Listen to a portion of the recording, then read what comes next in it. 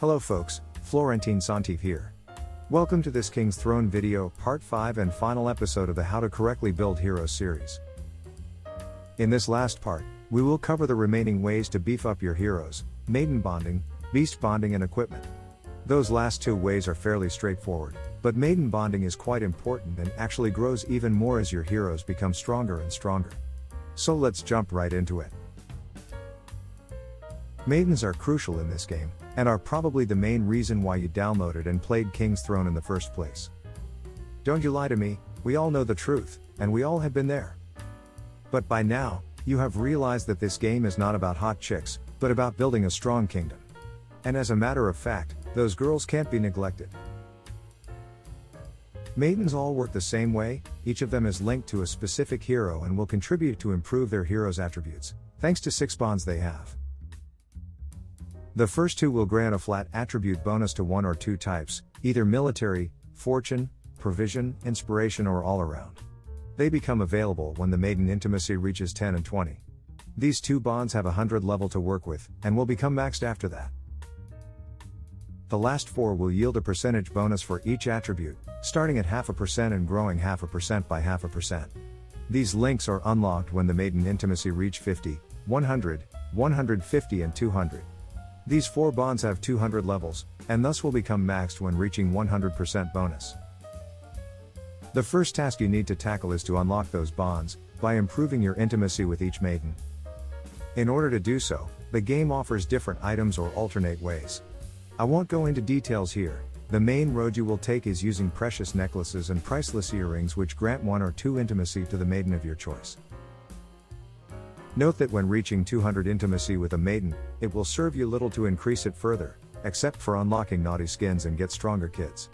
That's basically all intimacy is about. Another thing, some maidens have a special skin that unlocks a 7th bond. It usually works like the last 4, except that it's an all attributes percent bonus which grows 0.2% by 0.2%.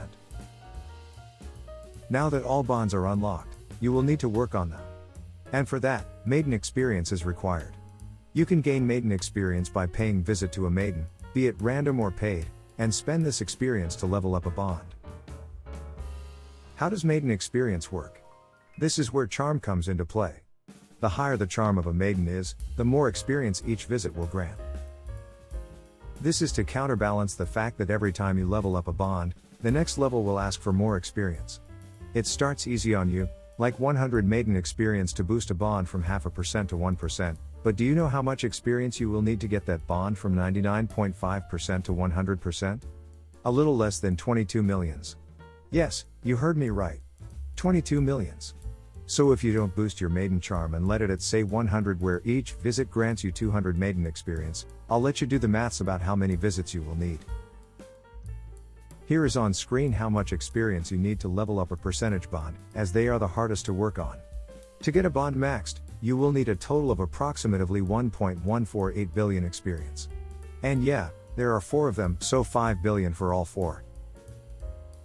Even though it looks like an impossible task to accomplish, getting a 100% attribute bonus is huge, especially on strong heroes with a lot of quality, since Maiden bonus relies on quality bonus. What's more, remember that paragons also take Maiden bonus into account. That's why it is crucial that you work on those Maiden bonds, as they significantly improve your hero's attributes. The good news is that charm scales up exponentially. You could think that a maiden with 100 charm yields 200 experience per visit, thus a maiden with 200 charm would yield 400 experience per visit, and so on. No, it does not work that way. A maiden with 200 charm will yield 600 experience per visit, one with 300 charm will grant 1200 experience, and so on, following the formula on screen which allows it to grow exponential. Here is a quick table of how much experience a visit will net you, depending on charm. You probably got it, you will need tons and tons of charm, truckloads of perfume and ball gowns to grow your maiden's charm. You will. And you probably understand that some maidens will be left out as you won't be able to work on all of them. You won't. So let's see how you should proceed. I don't think maidens paired with baseline heroes should get much love, but when you start nobody else is active yet, so you don't really have a choice. But as soon as you get stronger heroes, you focus on their maidens, assuming you unlock them.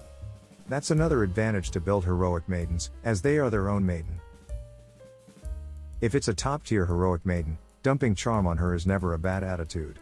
If it's an average or bad heroic maiden, giving her some charm is not terrible, but not the best. As a mid or long-term plan, you want to focus on two simple things. First, for maidens worth your effort, you want to build them up to 2k charm. You can follow your own path towards that goal, either leveling them up equally over time or focus on one maiden at a time. Second, you will want to build a queen, but that's not before a couple of months of playing. Having a queen is really good to be competitive for two challenges: increase maiden experience and raise children. But that asks for 20k charm, which took me about 3 or 4 months dumping all my charm on one single maiden. Once this maiden reaches 20k charm, any visit to her will yield about 4 million experience, and it is now very possible to max all 6 bonds of that maiden, but probably that maiden only, so you have to choose carefully which maiden you want to build to queen.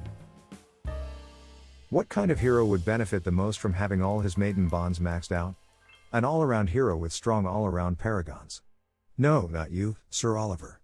We're talking about either Brunhilde or Adira, because they have the highest potential thanks to their skins. Amina, Sir Morian's maiden, is also a good choice, but both Sir Morian and Amina are unavailable most of the time. They were released for the 2nd anniversary of the game, and only came back once for a whole year in events. But as the 3rd anniversary is drawing near, keep it in mind as there is a chance they will come back again. When moving on to mid and end game, you have two options when it comes to when you should increase your maiden's charm. Either during a charm event, which is the most reasonable option, or during a Sparks event, because it has an increased charm quest that rewards some event items. Keep that in mind if you want to push a Sparks event. As of today, Spark and Increased Charm Challenge do overlap during the last 4 days of the Sparks event, but I can't guarantee you that it still is the case when you watch this video, as game developers have already changed the events and challenges schedule several times in the past.